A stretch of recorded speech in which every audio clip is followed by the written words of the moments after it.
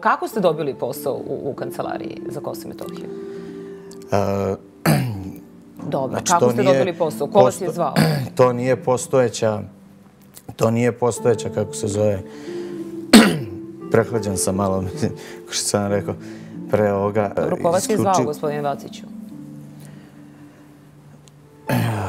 Ko me je zvao? Ne razumem pitanje. Dobio sam ponudu tamo iz pravne službe. Od koga ste dobili ponudu? Kako mislite od koga sam dobio ponudu? Sa kim ste razgovarali? Ne mogu sada otkrivati, to su poverljivi detalji. A zašto su poverljivi detalji?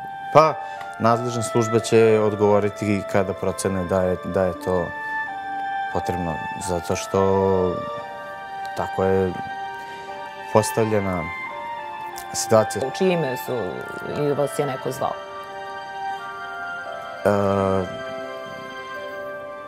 Šta mislite o tome što... Dobijem čašu vode.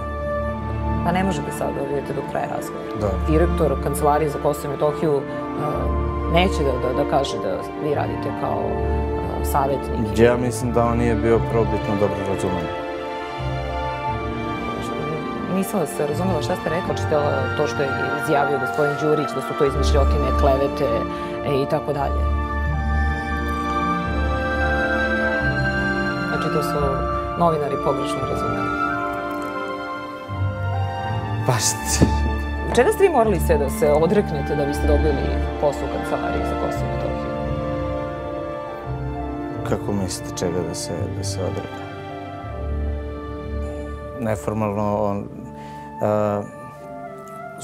ekspert za Kosovo i Metohiju. Znači čovjek sa velikim iskustvom, sa konkretnim delima. Kojim iskustvom niste bili nigde zaposleni pre ovoga?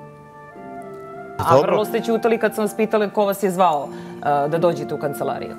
Srbi iz Kosova i Metohije su me zvali da dođem. A oni su vas zvali? Jeste, oni su me zvali da dođem u kancelariju. Rekli su nama treba Miša Vacić i država Srbija im je odgovorila i priuštila Mišu Vacića na način koji je u skladu sa zakonom, regulisano ugovorom o delu, gde je moj rad strogo vezan za obnovu crkava, manastira, humanitarni rad, pomoć socijalno ugroženim porodicama, pomoć organizovanju narodnih kuhinjama. Gospodine Vaciću, hvala što ste bili gost novog dana.